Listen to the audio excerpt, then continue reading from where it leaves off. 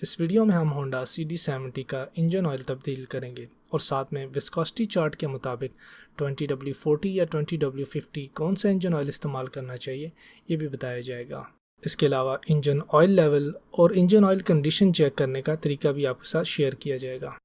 सबसे पहले आ जाते हैं इंजन ऑयल के सबसे इम्पोर्टेंट फैक्टर की तरफ, और वह है विस्कोसिटी, जिसका मतलब थिकनेस या गाढ़ापन होता है।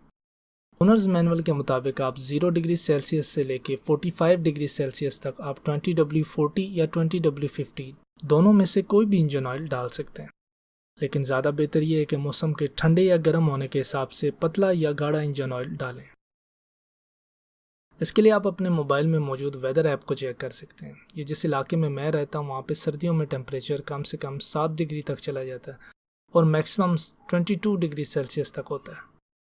तो ऐसे में 20W40 इंजन ऑयल डालना ज़्यादा बेहतर रहेगा, क्योंकि वो जल्दी ऑपरेटिंग टेम्परेचर पर आ जाएगा और इंजन के पार्ट्स को जल्दी लुब्रिकेट करना स्टार्ट कर देगा।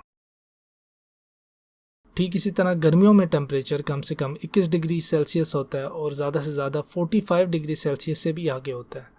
तो ऐसे में 20W50 इंजन ऑयल गर्म होने पर ज़्यादा पतला भी नहीं होगा और इंजन के पार्ट्स को ज़्यादा बेहतर लुब्रिकेट करेगा, और इस तरह इंजन के किनारों पे आपको लीकेज भी कम देखने को मिलेगी। लेकिन अगर हम सर्दियों में 20W50 इंजन ऑयल का इस्तेमाल करें तो वो आसानी से गर्म नहीं होगा और इंजन के पार्ट्स को क्विकली लुब्रिकेट नहीं कर पाएगा। नतीजतन इंजन ऑयल के गर्म होने तक वो इंजन के पार्ट्स तक मुकम्मल तौर पर नहीं पहुंच पाएगा, और ख़ुसूसन हेड में मौजूद जो पार्ट्स होते हैं वो तब तक घिसते रहते हैं। ठीक इसी तरह 20W40 इंजन ऑयल गर्मियों में जल्दी पतला हो जाएगा और इंजन के जॉइंट से लीक होगा, और जिन लोगों ने मोटरसाइकिल बोर करवाया होता है उन्हें ज़्यादा ऑयल लीकेज देखने को मिलती है। तो ऐसे मोटरसाइकिल को अगर गर्मियों में 20W40 इंजन ऑयल के साथ ज़्यादा देर तक चलाया जाए तो हेड में ऑयल लीकेज स्टार्ट हो जाती है, जिससे स्पार्क प्लग और इंजन वेल्व और इसकी सीट पे ऑयल जमना शुरू हो जाता है, और इससे माइलेज और इंजन की लाइफ दोनों कम होती हैं। तो अगर आपके इलाके में टेम्परेचर 35 डिग्री सेल्सियस से अबव जाता है तो आप 20W50 इंजन ऑयल का इस्तेमाल करें, वरना 20W40 इंजन ऑयल ही यूज़ करें। इसमें मैं एक और बात ऐड करना चाहूँगा कि जो लोग नारान कागान और इस तरह के हाई एल्टीट्यूड वाले इलाकों में रहते हैं, जिसकी सतह समंदर से ऊंचाई ज़्यादा होती है, तो ऐसे इलाके में हवा की डेंसिटी बहुत कम होती है, जिसकी वजह से एयर कूल्ड इंजन सही तरीके से ठंडा नहीं रह पाता। और चूंकि वो पहाड़ी इलाका है तो मोटरसाइकिल अपने पहले या दूसरे गियर के अंदर ही चल रहा होता है, तो हाई RPM की वजह से भी इंजन ओवरहीट होना स्टार्ट हो जाता है। तो ऐसे में इसके अंदर मौजूद इंजन ऑयल भी पतला होना शुरू हो जाता है। ये तो होगी एक सिचुएशन। इसी तरह ही जब हम सुबह सुबह इंजन को स्टार्ट करते हैं तो उस वक्त भी इंजन ऑयल बहुत ज़्यादा ठंडी हालत में होता है, वो जल्दी गर्म नहीं होता और इंजन के पार्ट्स को क्विकली लुब्रिकेट नहीं कर पाता। तो ऐसे में वाइड विस्कोसिटी रेंज वाले इंजन ऑयल का इंतखाब करें, जैसे कि 10W50 या 5W50, जो कि वाइड टेम्परेचर रेंज में इंजन को प्रोटेक्ट कर सकता है। इसके बावजूद भी जब आप इंजन को सुबह स्टार्ट करने लगें तो आप इसे कम से कम 5 मिनट तक वार्म अप करें। अगर इस तरह के इंजन ऑयल ना अवेलेबल हो तो आप सिंपली सर्दियों में 20W40 और गर्मियों में 20W50 इंजन ऑयल का इस्तेमाल करें। अब आ जाते हैं ऑयल की कंडीशन चेक करने की तरफ।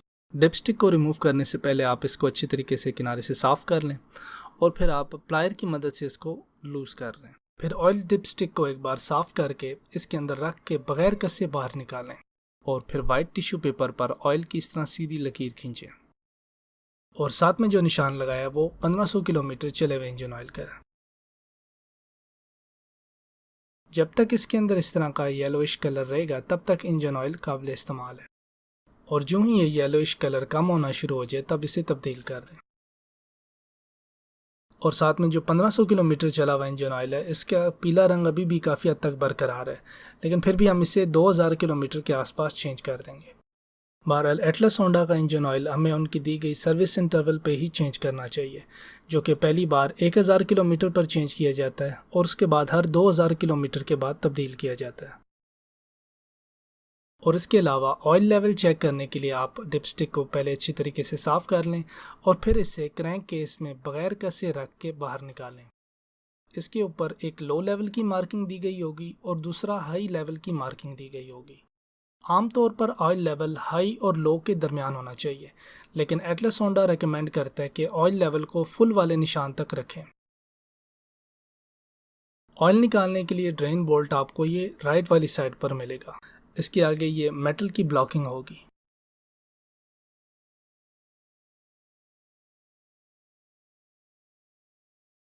इस बोल्ट को खोलने के लिए आप मोटरसाइकिल की लेफ्ट साइड पर बैठ के इसके ऊपर 17 mm की सॉकेट लगा के इसे आगे की तरफ पुश करें। अगर ये इस तरह ना खुल रहा हो तो आप इसे इस तरह धक्का लगा के भी खोल सकते हैं, या फिर सिंपली सॉकेट को सेंटर से पकड़ के रखें और सॉलिड रॉड को आगे की तरफ पुश करते हुए इसे लूज़ कर दें। ड्रेन बोल्ट मोटरसाइकिल के साथ जो टूल किट आती है उससे कभी भी नहीं खुलता।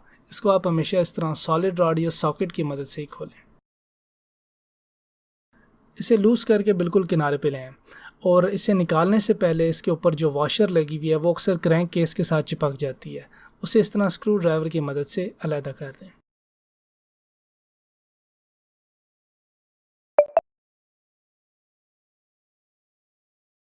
अगर किसी वजह से ये बोल्ट चेंज करना पड़ रहा है तो नए बोल्ट को लगाने से पहले उसकी पैमाइश कर लें, और नए बोल्ट के शाफ्ट की लंबाई 15 mm से ज़्यादा नहीं होनी चाहिए, वरना बोल्ट सही तरीके से टाइट नहीं होगा और क्रैंक केस पर मौजूद थ्रेड्स को डैमेज कर देगा। और इस बोल्ट पर आप हमेशा मेटल की वॉशर ही इस्तेमाल करें। इस मेटल की वॉशर की एक साइड फ्लैट होगी और दूसरी साइड इस तरह राउंडेड होगी। आप फ्लैट वाली साइड को ऊपर की तरफ रखें।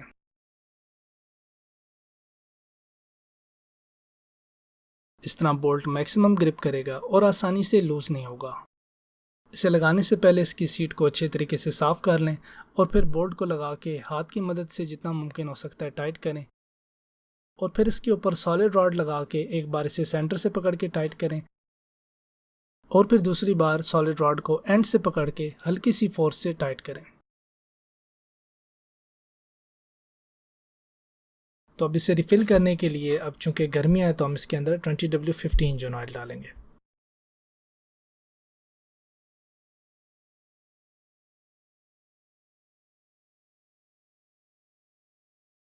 और अगर आपने किसी तरह की रिपेयर के लिए इंजन को खोला है तो ऑयल वापस डालते हुए आप ऑयल लेवल चेक करते रहें और हाई तक आने तक ऑयल डालते रहें।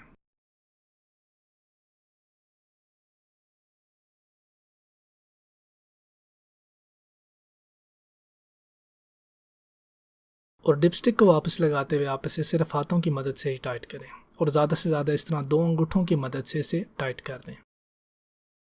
अगर आप कोई और इंजन ऑयल इस्तेमाल करना चाहते हैं तो आप APISG और जासो MA ग्रेड का कोई भी इंजन ऑयल इस्तेमाल कर सकते हैं, जैसे कि हेवलिन 40 20W40। ये भी सेम APISG और जासो MA2 का ग्रेड रखता है।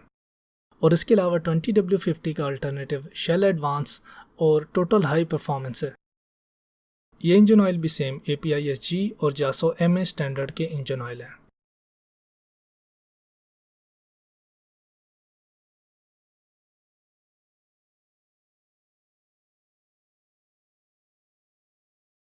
अगर आपको ये वीडियो पसंद आई है तो इसे लाइक करें और हमारे चैनल को सब्सक्राइब करें ताकि